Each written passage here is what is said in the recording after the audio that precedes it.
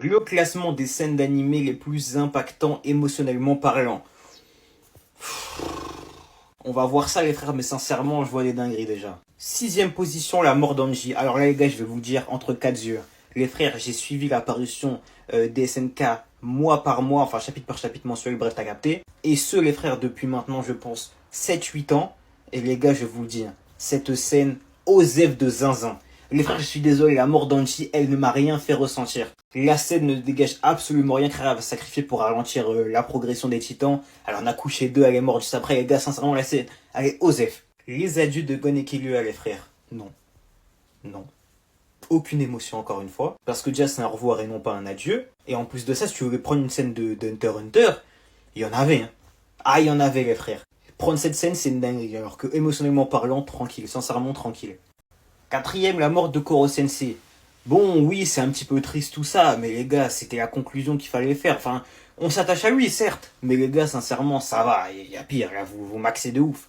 La mort de Corazon, les frères, dans One Piece, là on peut parler. Là on peut parler, les frères. Là on peut vraiment parler parce que les gars, dans One Piece, Corazon est vraiment développé comme un personnage archi-humain, les frères, et écrit comme un personnage très humain. Certains disent que c'est Usopp le personnage le plus humain de l'œuvre, c'est Corazon et de très loin. Et bon Dieu, qu'est-ce que sa mort fait mal, les frères, parce que lui et Lo avaient une tellement bonne dynamique, il y a tellement d'amour entre les deux, la scène, elle fait mal, sincèrement elle fait mal. Maintenant c'est pas non plus top 3 tout animé confondu, soyons honnêtes, mais ça s'entend.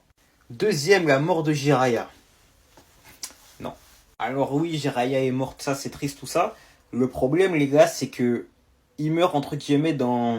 Il meurt seul. Il meurt seul, tu vois. Il meurt seul et le problème c'est que les réactions des personnages suite à cette mort, et bah ils l'ont que plus tard, tu vois ce que je veux dire. Et du coup la mort de Jiraiya en elle-même, elle dégage pas grand chose dû au fait qu'il y a personne pour y réagir dans l'instant T. Je sais pas si vous voyez ce que je veux dire. Et donc ça rend la scène cold de ouf. Alors oui, c'est triste qu'il meure et tout. Maintenant, elle est pas si triste que ça la scène, je vous mens pas. Par contre, elle fout le seum. Hein. Attention, elle fout très le seum. Enfin, beaucoup le seum, ça veut rien dire très le seum.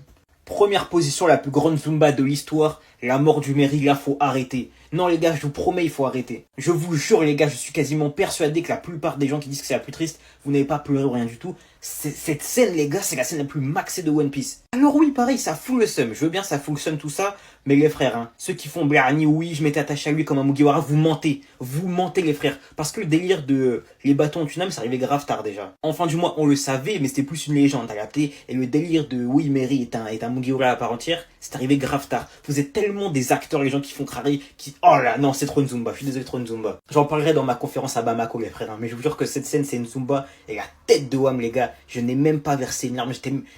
J'avais le seum, mais je n'étais pas triste. J'avais juste le seum. J'étais en mode, ah, dommage, tu vois. C'est tout.